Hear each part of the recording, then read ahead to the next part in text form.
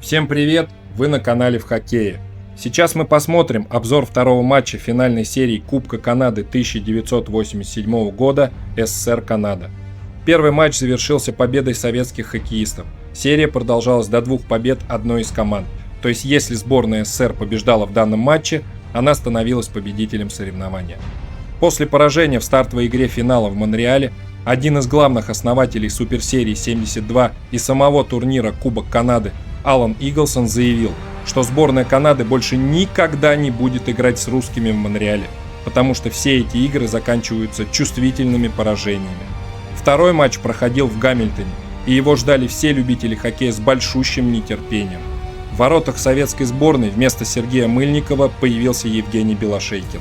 Это был хоккей высочайшего уровня. Не забудь подписаться, если любишь такие зарубы.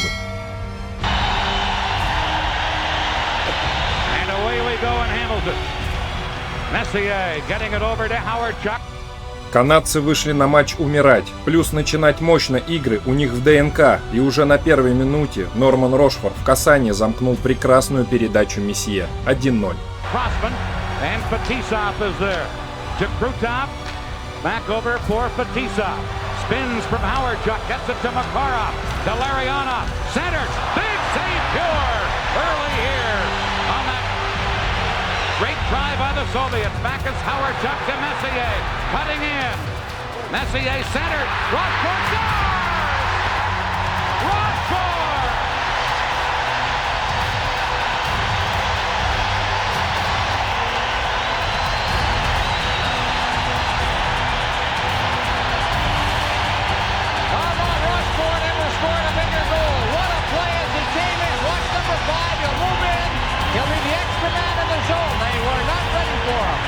Не прошло и минуты, как сборная СССР ответила своим взятием ворот. Хомутов с передачи Быкова удачно забил верхом с пятака. 1-1.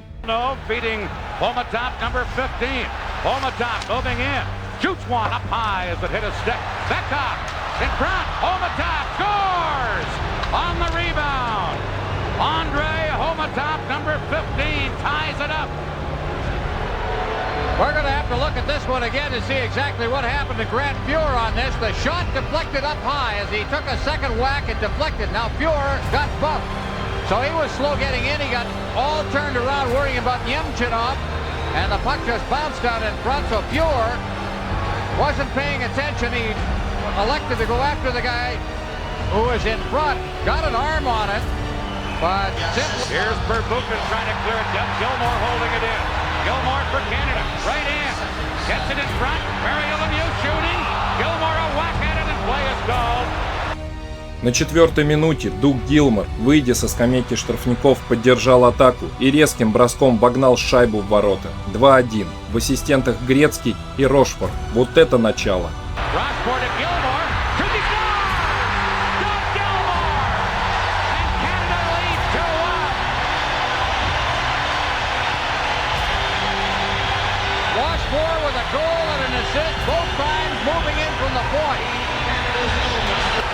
Briankin is checked on the play and Canada able to clear it up. Here's Gretzky to Coffey. Coffey shoots one. In behind Beloshakin. Reaches back and grabbed it. They pour it across the red line. And Beloshakin looks rather shaky here in the opening period.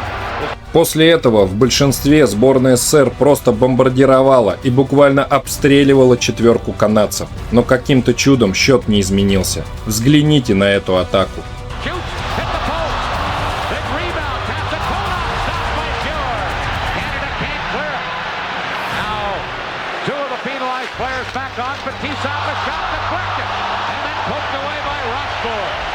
Fetisov holding it in to Semyonov. Shooting and Pure a stick save there. Here's Nemchinov. Back to Fetisov. A drive. Back to Flex wide. Bekov. Soviets on a power play. 35 seconds left in Messier's penalty. Back on to Semyonov. He scores! No goal!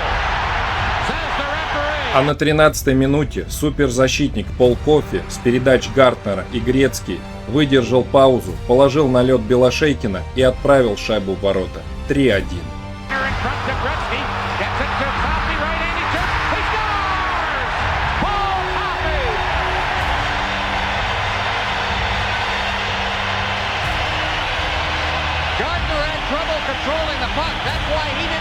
shot goal, so he unloaded it. Gretzky then almost an impossible pass, but he got it to Coffey.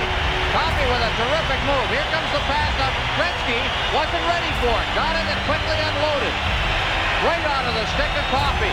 На этом первый период подошел к концу. В целом, в нем канадцы были поострее и поопаснее, атаковали побольше и повели 3-1. Виктора Тихонова в раздевалке со своими игроками ждал серьезный разговор.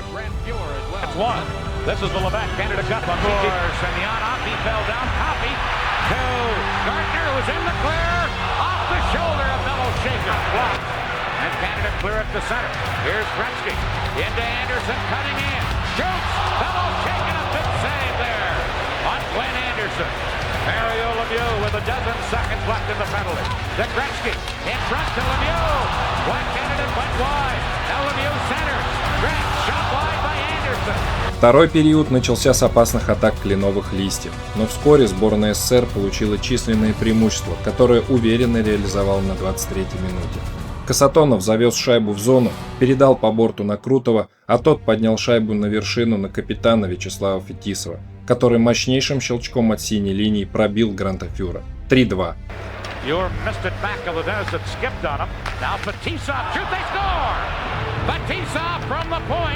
And the Soviets flick on the power play. Deflected shot. I don't know who was out in the high slot, whether it was a Team Canada defenseman or a Soviet player. Here comes the shot. That's Kazatonov. No, that's Larionov, who's in front of the net. Here comes the shot. And that went off, I think, a Team Canada defenseman in front. Fetisov with that low shot, which is a very deflected... Через 2 минуты в численном меньшинстве Макаров и Крутов соорудили гениальную шайбу. 3-3. Here's Makarov and Coffey headed him off. Speed against speed. Here's Makarov to Krutov. He moves and scores! Short-handed goal! А гениальность этой шайбы в том, что Сергей Макаров, находясь в численном меньшинстве, резко из своей зоны шайбой убегает в чужую и тут же разворачивается лицом к средней зоне. Большинство игроков просто бросили бы шайбу вглубь чужой зоны Канады и поехали бы меняться, ведь мы в меньшинстве. Но Макаров с шайбой на крюке выходит в среднюю, обыгрывает всех, ждет, когда выйдет Крутов и передает снаряд ему. И все это против, возможно, лучших игроков Канады за всю историю хоккея. Что делает Крутов, для него дело техники. Гениально.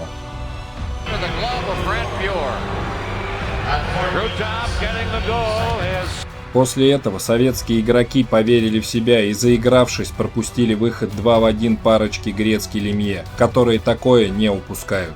4-3.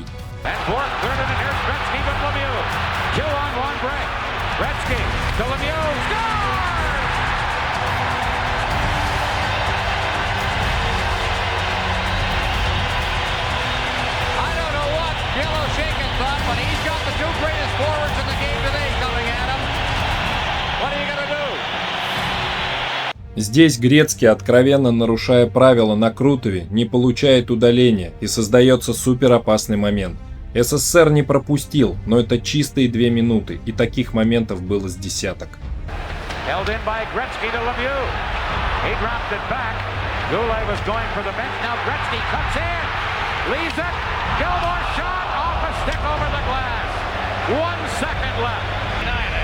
This is a terrific play, of course, as Gretzky stole the puck right at the line.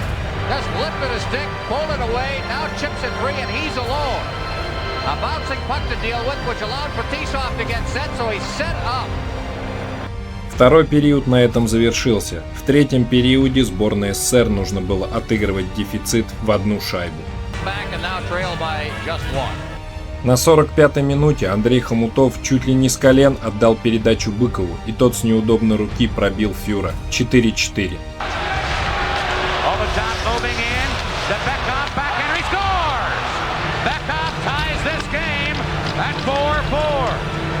Great backhand shot, always the most difficult shot for a goaltender to handle because of the angle it comes off the stick. Here comes the shot, and nothing Fuhrer could really do. Nice play in front, and here's the backhand. And he picked the short. Center, Makarov knocking it down. Here's Makarov stick handling in. Larionov shoots. Fuhrer came out and made the save. Drop back. Here's Gardner. Fanned on it, and Semak has a break. Coffey trying to get back. Semak Shoot, shot it wide. На 51-й минуте в численном большинстве канадцы устроили штурм ворот соперника. Из передач Кофи и Грецкий Марио Лемье отличился. 5-4.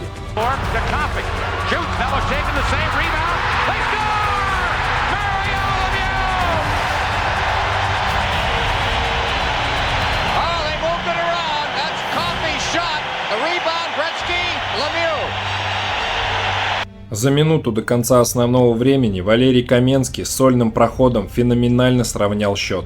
5-5. Gilmore flipped it into center ice. Here's Kamensky trying to break through. Shoots. He scores! Kamensky with a brilliant goal ties this game up with 1:04 left. Oh, what a goal!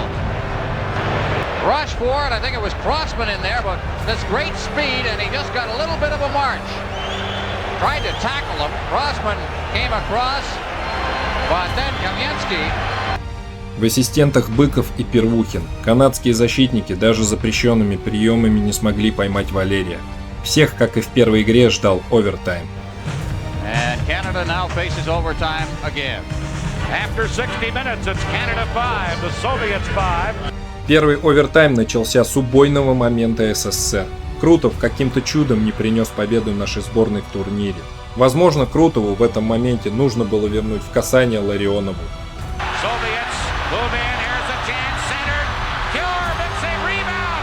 Pure stopped that too. From Krutov. Chance. Here we come. Kasatonov. There's the pass across the goal mouth by Larionov when he might have been able to shoot himself, and then the backhand shot. Дополнительное время проходило в обоюдоострой манере. Сборная СССР имела чуть больше моментов. А в этой ситуации Алексей Касатонов ракетой включился в атаку. Принял передачу от Макарова и слаломным катанием объехал двух хваленых канадских защитников. Оба защитника явно фалили на Алексея, их можно было удалять хоть обоих, но даже и 2 минут не дали ни одному из них.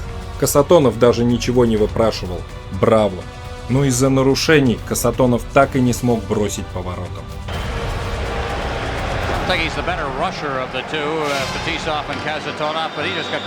В середине второго овертайма канадцы все же забрали второй матч серии. Лемье оформил хет-трик, а в ассистентах Мёрфи и Грецкий.